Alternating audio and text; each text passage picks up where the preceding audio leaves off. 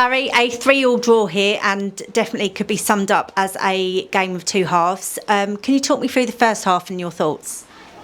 I think it was just a follow-on from Saturday, really. We were sloppy in defence, got hit on the break a couple of times, and in the final third, attacking-wise, there just wasn't enough quality with the final ball. So it was we carried on from in the Mitcham game in the first half. And like I said, it's a game of two halves, and at half-time, there's a few choice words. Even though it's pre-season, we have standards. Players have standards. Staff, we have standards.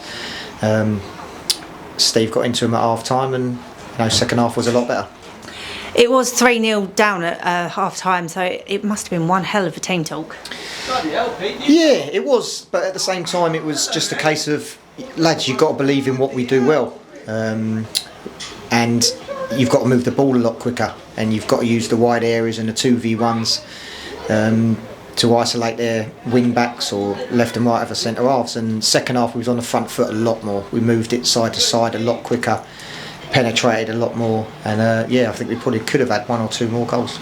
It was nice to see some new names on the score sheet as well. That's going to boost the morale because the goals were a bit thin on the ground.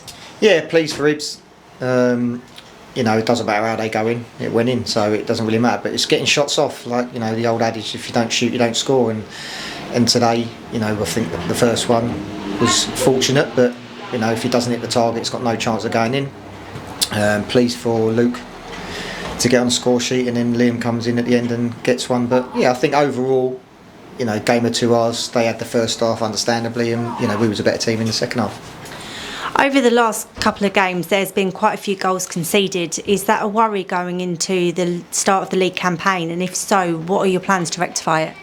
Yeah, it's always a worry when you can see goals. You can't go, oh well, it's only pre-season or it's only a friendly. It doesn't really matter. It's always a concern when you score goals, because then we've got to score more to go and win the game. So, yeah, but we've had people in and out through injury, suspension, trialists, etc. So we need to get a settled back four. With obviously people on the bench that can come on, but we'll work on that between now and on the 9th. And we pride ourselves on having a good defensive record. So by the 9th, hopefully everything should be okay.